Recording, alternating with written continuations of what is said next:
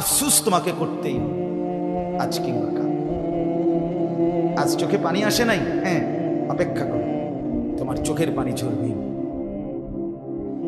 কাঁদতে তোমাকে হবেই, কোনো সন্দেহ, কোনো সন্দেহ।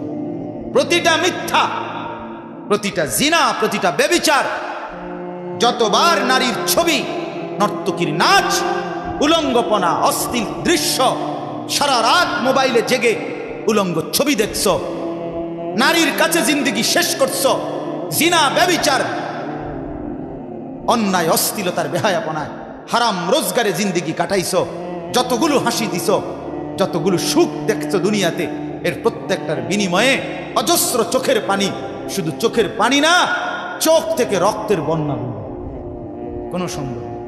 খেয়াল করেন কোরআনের আয়াত, প্রত্যেক পাপী নাফরমান, আল্লাহর বন্দিগি করে নাই, ওযু, নামাজ, রোজা, হজ, জিকির, তেলাওয়াত কিছুই করে নাই, হালাল উপার্জন করে নাই, আল্লাহর নাফরমানির মধ্যেই জিন্দেগি কাটাইছে। গান, বাদ্য, নাচ, জিনা, ব্যভিচার, মদ, জুয়া, সুদ, ঘুষ, অশ্লীলতা, বেহায়াপনা, এই নাফরমানির মধ্যে জিন্দেগি কাটাইছে।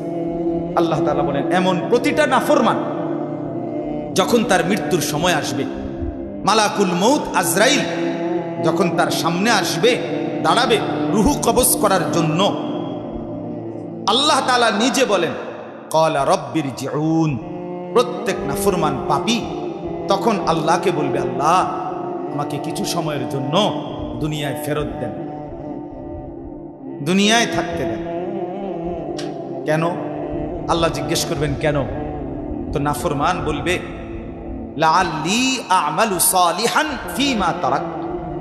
আল্লাহ, যেই আমল, যেই ইবাদত, যেই বন্দিগি ছেড়ে দিছি, এবার যদি একটু সুযোগ দেন, তাহলে আপনি যদি আমার একটু সুযোগ দেন, মালাকুল মউতকে সরায় নেন, আমারে দুনিয়ায় আর কয়টা দিন থাকতে দেন, আমি সবগুলো নেক আমল এবার সুযোগ পাইলে 100 করব। আল্লাহ তাআলা সাথে সাথে বলবেন, কাল্লা কাল্লা ইন্নাহা কালিমাতুন হুয়া কাইলুহা। কাল্লা, কখনোই না বেঈমান, কখনোই বেঈমান আর কোনোদিন দুনিয়ায় ফেরত যেতে পারবি না, আর কোনোদিন। মালাকুল মউতকে দেখে ভালো হইতে চাচ্ছ? আরে ভাইয়া, মালাকুল মউত আজরাইলকে দেখে, কোরআনে আছে, ফেরাউনের মতো কাফের যখন পানিতে সুবানি খাইতে খাইতে শেষ, আর যখন গারগুর ফিরে গেছে, বুঝছে যে আর বাঁচবে না, এই তখন মালাকুল মউত যখন সামনে এসে দাঁড়াইছে, ফেরাউনের মতো বেঈমানও ঈমান আনতে চাইছে। আল্লাহ তাআলা বললেন, আল আনা, কোরআনে আছে, আল আনা, এখন চান্দু, এখন আজরাইল রে দেখা এখন ভালো হইতে চাচ্ছ? না না, কবরে গিয়েও শত শতবার বলবে, হাসরের ময়দানে দাঁড়িয়েও বলবে, হাসরের মাঠেও বলবে, আল্লাহ একটু সুযোগ দেন, একটু সুযোগ দেন, একটু সুযোগ দেন, একটু সুযোগ।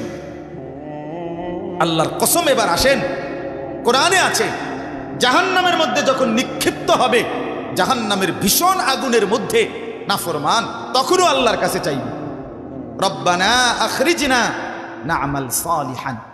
আল্লাহ, জাহান্নামের এই ভীষণ আযাব থেকে আমাকে একটু বাঁচান, আমাকে একটু বের করেন, আমাকে একটু দুনিয়ায় যেতে দেন, না'মাল সালিহান, আমি সবগুলো নেক আমল এবার যেতে পারলে করব। আল্লাহ তাআলা বলবে, না না, আওয়ালাম নুআম্মিরকুম মা ইয়াতাযাক্কারু ফীহি মান তাযাক্কারা। আমার বান্দা, যেতটুকু হায়াত দিলে নেক আমল করা যায়, যেতটুকু হায়াত দিলে জান্নাতে যাওয়া যায়, এদ্দুর হায়াত দিয়েই আমি তোমার এই দুনিয়া থেকে কবরে আনছি, কবরে এনেছি। আমি ওই পরিমাণ সুযোগ দিছি, ওই পরিমাণ সুযোগ দিয়েই তোমাকে আমি কবরে এনেছি। কথা বুঝছে?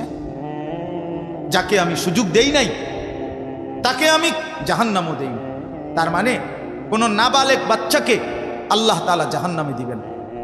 8 বছরের বাচ্চা, 10 বছরের বাচ্চা, 6 বছরের বাচ্চা, 11 বছরের বাচ্চা, 12 বছরের বাচ্চা যত দুষ্টামি করুক, তারে আল্লাহ তাআলা জাহান্নাম দিবে না। জাহান্নাম হিসাব ওই দিন থেকে, বালেগ হয়েছে যেদিন থেকে গোসল ফরজ হয়েছে ছেলের, পুরুষের, যেদিন থেকে কোনো মেয়ের মাসিক ঋতুস্রাব শুরু হয়েছে, ঠিক ওই মিনিট থেকে হিসাব শুরু। এরপর থেকে বাঁচছে যতদিন, হিসাব হবে তত। কথা বোঝেন না? এতটুকু। এর আগে যাকে আল্লাহ মৃত্যু দিছে তারে আল্লাহ তাআলা জাহান্নাম দিবে। আল্লাহ তাআলা বলেন, জেদ্দুর হায়াত দিলে নেক আমল করা যায়, বন্দিগি করা যেত, অদ্দুর হায়াত দিয়েই, সুযোগ দিয়েই আমি তোমাকে কবরে এনেছি, তুমি গুরুত্ব দাও নাই, এই জন্য আজ জাহান্নামে আসলা, আরেকবার ফেরত যাওয়ার কোনো সুযোগ নেই। এই জন্য প্রিয় ভাই আমার, বাপ আমার, আমরা প্রত্যেকেই শুধু সামনে কুরবানি, বিষয় শুধু এটা নিয়ে না, বিষয় আমাদের পুরা জিন্দিগি নিয়ে। আমাদের এই কথা, আমাদের এই বয়ান, আমাদের এই বলা, আপনাদেরকে কথা মনে করাই দেওয়া, আপনারা মুসলমান। আপনারা যারা ভিতরে বসছেন, যে কয়জন জওয়ান ছেলে বসছো ভাই, আপনাদেরকে বলি ভাই, সবাই মনে মনে একবার ইনসাফের সাথে আল্লাহকে সাক্ষী রেখে মনটা দিয়া একটাবার ভাবেন, আপনি মুসলমান, আপনি আল্লাহর বান্দা, আপনি প্রিয় নবী সাল্লাল্লাহু আলাইহি ওয়াসাল্লামের উম্মত। এবার আপনি ভাবেন আল্লাহ এবং তার রাসূলের কি কি হুকুম আপনার মধ্যে আছে আর কি কি নাই, কি কি নাই, ইনসাফের সাথে বলেন, নিজের মনকে নিজে প্রশ্ন করেন। আল্লাহর নবী সাল্লাল্লাহু আলাইহি ওয়াসাল্লাম বলছেন, ইস্তাফতি কলবা, নবীর হাদিস, আমার উম্মত তুমি তোমার অন্তরকে প্রশ্ন করো, তোমার অন্তরকে তুমি জিজ্ঞাসা করো, তোমার দিল কি বলে, তোমার দিল কি বলে, তোমার অন্তর কি বলে, দিল কি বলে। এজন্য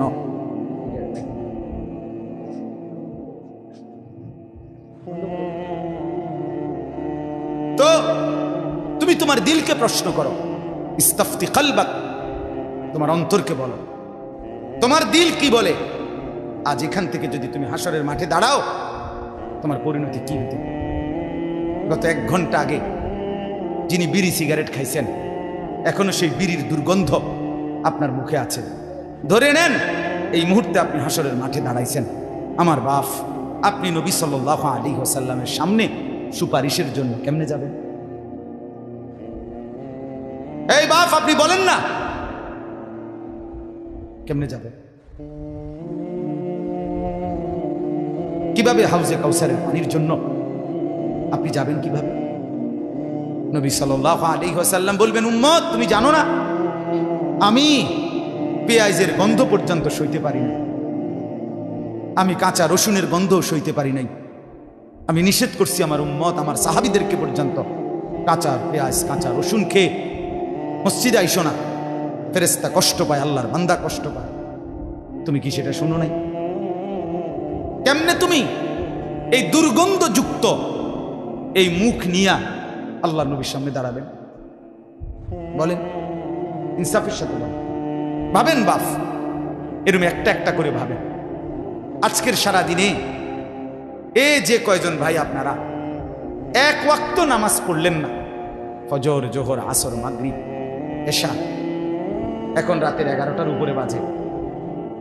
আমার বাপ, আপনি বলেন তো, এই মুহূর্তে আপনি হাসরের ময়দানে যদি দাঁড়ান, আপনি কি বলবেন আল্লাহকে? আল্লাহ তাআলা জিজ্ঞেস করবে, বান্দা তোমার কি শরীর অসুস্থ, এই কারণে নামাজ পড়ো নাই? আপনি কি বলবেন? আল্লাহ, আমার খুব জ্বর, আমার সর্দি, আমার মাথা ব্যথা, আমার পেটের অসুখ। কি কারণ বলেন? এই ভাই, এই আপনারা বলেন না কেন আজকের দিনে কি কারণে নামাজ পড়েন? বলেন, কি বলবেন আল্লাহকে? মুসলমানের বাচ্চা, তুমি কি বলবা সেটা বলো, বলো আল্লাহকে কি বলবেন আপনি বলেন। ইয়া আইয়ুহাল ইনসানু মা গাররাকা বিরাব্বিকাল কারীম। রব্বুল আলামিন বলে, হে মানুষ, আমার মতো দয়ালু মনিব থেকে কে তোমারে ভুলাইয়া দিল? এতটা মেহেরবান মাওলা আমি আল্লাহ, গোটা আসমান দিয়ে, জমিন দিয়ে, চাঁদ দিয়ে, সূর্য দিয়ে, কখনো রাত কখনো দিন, কখনো আলো কখনো অন্ধকার, কখনো রোদ কখনো বৃষ্টি, কখনো আলো কখনো বাতাস, কখনো সকাল কখনো দুপুর কখনো বিকাল, এত কিছু দিয়ে আমি রব্বুল আলামিন তোমাকে লালন করছি, পালন করছি। বান্দা, এমন দয়ালু মনিব থেকে কে তোমারে এর চাইতে বেশি প্রলোভন দিয়া ভুলায় দিল?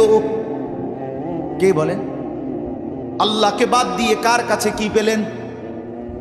কথা বলেন না, বলে ভাই বলে, আল্লাহকে বাদ দিয়ে কারো কাছে কিছু বেশি কিছু পেয়েছেন?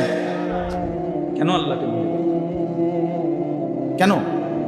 আল্লাযী খালাকাক, আল্লাহ বলেন আমি তো তোমাকে বানিয়েছি, ফাসাওয়াকা, আমি তো তোমার দেহের অঙ্গ প্রত্যঙ্গগুলো একটার সাথে আরেকটা আমি লাগাইছি। কে লাগাইছে? আল্লাহ। এই নাক, এই চোখ, এই হাত, এই পাও, খালাকতুহু বিয়াদিয়া, আল্লাহ তাআলা নিজে বলে বান্দা আমি আমার নিজের কুদরতি হাত দিয়ে তোমাকে বানাইছি। আমার হাতে, আমার হাতে, আমার হাতে বানাইছি। তোর মাকে জিজ্ঞেস কর বেটা, মাকে, এই ছেলে নাফরমান সন্তান, বেনামাজি, বেশরম, বেহায়া, তুই জিজ্ঞাসা কর তোর মারে, তোর মা কোনোদিন জানে না তোর চোখ কোন দিন লাগাইছে, নাক কোন দিন লাগাইছে, তোর বাপ জানে না, তোর 14 গোষ্ঠী জানে না।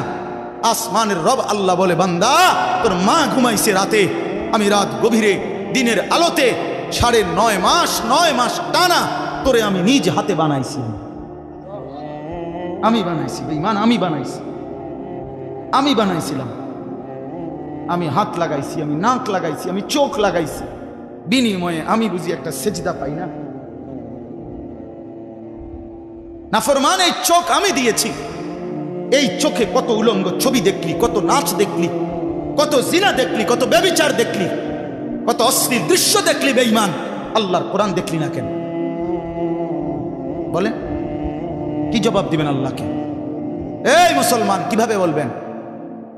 জিন্দিগি তামসা মনে করছেন? হ্যাঁ, জিন্দিগি মানে বনবিড়ি, জিন্দিগি মানে ফাঙ্গাস তেলাপিয়া, জিন্দিগি মানে ফুলকপি ফাতাকপি, জিন্দিগি মানে চা বিস্কিট, জিন্দিগি মানে গপসপ, জিন্দিগি মানে নাচ গান, জিন্দিগি মানে জিনা ব্যভিচার, জিন্দিগি মানে অশ্লীল ছবি, গান, বাদ্য। এই তো জীবন? তো জানোয়ারের জীবন, এ তো হাইওয়ানের জীবন, এ তো কুত্তার জীবন। রাস্তার ওই কুকুরও তো বেটা খায়, ঘুমায়, পেশাব পায়খানা করে। তো তোমার জীবনও যদি শুধু খানা, ঘুম আর পেশাব পায়খানা হয়, মেরে মোহতারাম, আমার ভাই, আমার বাপ, আমার বন্ধু, রাস্তার ওই কুকুরের সাথে তোমার পার্থক্য কি? তুমি দাঁড়াইয়া বলো, ভিডিও করুক, তুমি কও, বুঝাইয়া কও। বেনামাজিরা বলো, বেহায়ারা বলো, ওই জানোয়ারের সাথে তফাৎ কি? কথা বলেন, বলো না ভাই। এই জন্য আপনি বলবেন হয়তো হুজুর আইয়া বইছি বালার লেগে আম রেডি করলেন। ভাই তুমি আসছো দেখেই বলছি, আল্লাহ আনাইছেন, আল্লাহই বসাইছেন। আল্লাহ যেন চেয়েছেন বান্দা দেখ না আমার কথা শুনে জিন্দিগিটা বদলানো যায় কিনা, এই জন্য আল্লাহ আনছেন, আল্লাহই বসাইছেন।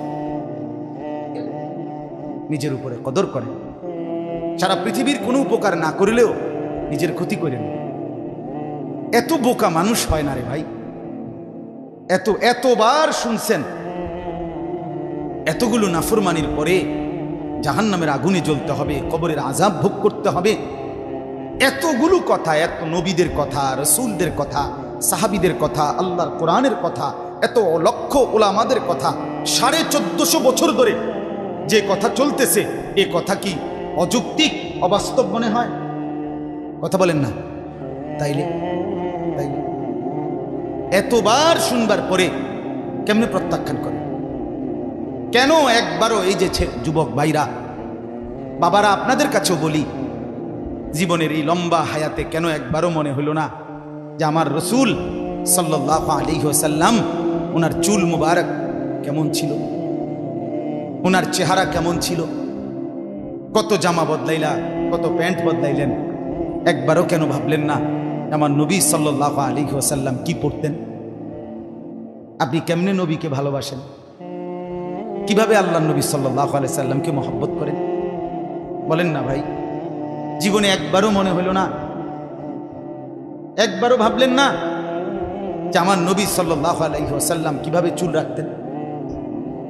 কেন মনে হলো না? কেন কেন দাড়ি কাটলেন? কেন এই শার্ট প্যান্ট এটাকেই জীবনের একমাত্র পোশাক বানায় নিলেন? রাসূলুল্লাহ সাল্লাল্লাহু আলাইহি ওয়াসাল্লামের কথা একবারও মনে হয় নাই? সাহাবায়ে কেরামের কথা একবারও মনে হয় নাই? আহা, আয় হায়, ভাবেও না, ভাবেও না। নির্দিষ্ট কিছু খাদ্য খাবার, জিলাফি, বিরিয়ানি, খিচুড়ি, হ্যাঁ, এটাই নবীর প্রেম না। আপনি আমার দলভুক্ত হইয়েন না। আপনারে আমি দলভুক্ত কোন, আমি না কোনো কর্মী বানানোর জন্য, সদস্য বানানোর জন্য আসি নাই, আমি কোনো ফর্ম নিয়ে আসি নাই। আপনি আমার দলভুক্ত হওয়ার দরকার নাই, কিন্তু আপনি ইনসাফের সাথে বলেন আল্লাহ নবী সাল্লাল্লাহু আলাইহি ওয়াসাল্লামের সাথে আমাদের সম্পর্ক জিলাফি, বিরিয়ানি আর খিচুড়ির মাধ্যমে নাকি ইত্তেবা, অনুসরণের মাধ্যমে?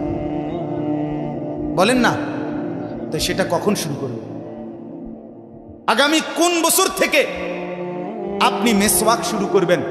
এই মেসওয়াক করা কোন বছর থেকে শুরু করবেন আমারে বলেন। আল্লাহ নবী সাল্লাল্লাহু আলাইহি ওয়াসাল্লাম যেদিন ইন্তেকাল করে রবিউল আউয়াল মাসে সোমবার, আল্লাহর কসম, রব্বে কাবার কসম, বুখারী শরীফের হাদিস, নবীজির শেষ আমল এই পৃথিবী থেকে যাওয়ার সময় ইন্তেকালের পূর্ব মুহূর্তে নবী শেষ যেই কাজটা করতে করতে বিদায় নিছেন সেটা হলো নবী মিসওয়াক করছেন। বুখারীর হাদিস। কিরে ভাই, আমি ভাগাভাগি ফাটাফাটি বলার দরকার কি আমার? আমনে আমনের জায়গা থেকে আমল করেন না। আমনে আমার ফিসাবের মুরিদনের দরকার নেই। কথা বুঝেন নাই? আমনে আমার কাছে মুরিদনের দরকার নেই। আপনি আমনের জায়গাতে থাকেন, কিন্তু আপনি আগে এটা বলেন রাসূলুল্লাহ সাল্লাল্লাহু আলাইহি ওয়াসাল্লামের সুন্নাত কখন থেকে আমল করবেন? এটা বলেন। শুনুন, কোন দিন বলবেন? নবী সাল্লাল্লাহু আলাইহি ওয়াসাল্লাম মৃত্যু পর্যন্ত মিসওয়াক করছেন। নবী সাল্লাল্লাহু আলাইহি ওয়াসাল্লাম আজীবন দস্তরখানে সমান জায়গা বিছিয়ে খানা খাইছেন। সেটা আপনি কোন দিন? আপনি ডাইনিং টেবিল আর চেয়ার থেকে নামবেন কোন দিন? বলেন, কোন দিন শুরু করবেন? এই জন্য দয়া করে বাপ, প্রত্যেকের কাছে বলতে চাই এই কথা। আল্লাহ নবী সাল্লাল্লাহু আলাইহি সাল্লামের চুল মুবারকের মতো চুল রাখবেন কোন দিন? নবী সাল্লাল্লাহু আলাইহি সাল্লামের মতো চেহারা বানাবেন কোন দিন? নবী সাল্লাল্লাহু আলাইহি সাল্লামের মতো পোশাক, সাহাবীদের মতো পোশাক পরবেন কোন দিন? নবী সাল্লাল্লাহু আলাইহি সাল্লাম যেভাবে ঘুমাতেন সেই ঘুমাবেন কোন দিন? নবী সাল্লাল্লাহু আলাইহি ওয়াসাল্লাম যেভাবে স্ত্রী ছেলে মেয়ের সাথে সংসার করতেন সেটা করবেন কোন দিন? নবী সাল্লাল্লাহু আলাইহি সাল্লাম 5 ওয়াক্ত নামাজ পড়তেন, সেটা শুরু করবেন কোন দিন? নবী সাল্লাল্লাহু আলাইহি সাল্লামের স্ত্রী মেয়েরা শতভাগ পর্দা করতেন, সেটা আপনি শুরু করবেন কোন দিন? নবী সাল্লাল্লাহু আলাইহি সাল্লাম আজীবন হালাল খাইতেন, আপনি হালাল খাবেন কোন দিন? সুদ ছাড়বেন কোন দিন? ঘুষ ছাড়বেন কোন দিন? ওজনে কম দেওয়া ছাড়বেন কোন দিন? মিথ্যা বলা ছাড়বেন কোন দিন? নবী সাল্লাল্লাহু আলাইহি ওয়াসাল্লাম ভিন নারীর থেকে নিজেকে হেফাজত করতেন। আপনি নাচ দেখা, গান দেখা, সিনেমা দেখা, নর্তকী দেখা, নাটক দেখা, জিনা করা, ব্যভিচার করা, অসভ্যতা করা, এটা ছাড়বেন কোন দিন? বলেন আমার। হ্যাঁ, নবীর ভালোবাসা মামুর বাড়ি, হ্যাঁ, আপনারা নানার বাড়ি আর মামুর বাড়ি, আপনি ডুল্লা ডুল্লা কইবেন আর নবীর ইশক মোহব্বতে আপনি বাইসা যাইবেন। চেহারায়, সুরতে, আমলে, আখলাকে জিন্দিগির কোথাও রাসূলুল্লাহ সাহাবীদের তরিকা থাকবে না। আপনি নবী প্রেমিক হবেন, এত বড় মিথ্যা নিজের জন্য ফয়সালা করেন। নিজের ব্যাপারে এত বড় ভুল করেন না বাপ, নিজের এত বড় ক্ষতি করেন না। অনুরোধ আমার ছেলেদেরকেও বলি, বাপ, এই যৌবন, এই বয়স আল্লাহ তাআলা ইবাদতের জন্য দিয়েছেন। কোরআনুল কারীমে আল্লাহ তাআলা বলেন, সুম্মা নুখরিজুকুম তিফলান, আমি মানুষের সন্তানকে প্রথম মায়ের পেট থেকে বাচ্চা আকারে বের করি। সুম্মা লিতাবলুগু আশুদ্দাকুম, অতঃপর তার দেহে আমি আল্লাহ শক্তি দিতে থাকি। দিতে দিতে যৌবনে শক্তি পরিপূর্ণ করে দেয়। তাহলে আল্লাহ তাআলা যুবককে শক্তি পূর্ণ দিয়েছেন আল্লাহর কসম শুধুই আল্লাহ তাআলার বন্দেগীর জন্য। যুবক মানে যৌবনের এই শক্তি আল্লাহর দেওয়া, আল্লাহর দেওয়া। আপনারা ভাবেন তো, কারো যদি 1 ঘন্টায় বা 2 ঘন্টায় 6 বার 7 বার পেটে অসুখ হয়, পায়খানায় যায়, এরপরে তো শক্ত সামর্থ্য যুবকটা বিস্তার ছুঁয়ে দেয়, ঠিক কিনা বলেন? আপনি বলেন তো কেন বড়াই করছেন?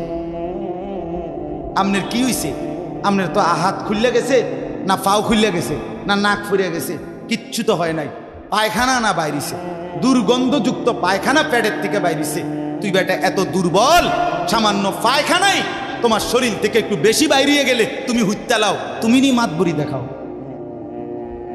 এই অপদার্থ, তুমি অহংকার করো কেমনে? কথা বলেন, আমি বড়াই দেখাই কেমনে যে আমি সামান্য পায়খানা, এটার কাছে আমি এত দুর্বল? আমার কি বড়াই করা সাজে? তাহলে আমাদের প্রতি সেকেন্ডের সুস্থতা, আমাদের শক্তি সবল, এটা তো আল্লাহর দান। কার দেওয়া বলেন না? আল্লাহর দান। আল্লাহর দেওয়া সেই শক্তি, আল্লাহর দেওয়া সেই বল, আল্লাহর দেওয়া সেই সাহস, আল্লাহর দেওয়া সেই যৌবন। আমার ভাই কেন নাফরমানের মধ্যে ব্যয় করে? কেন?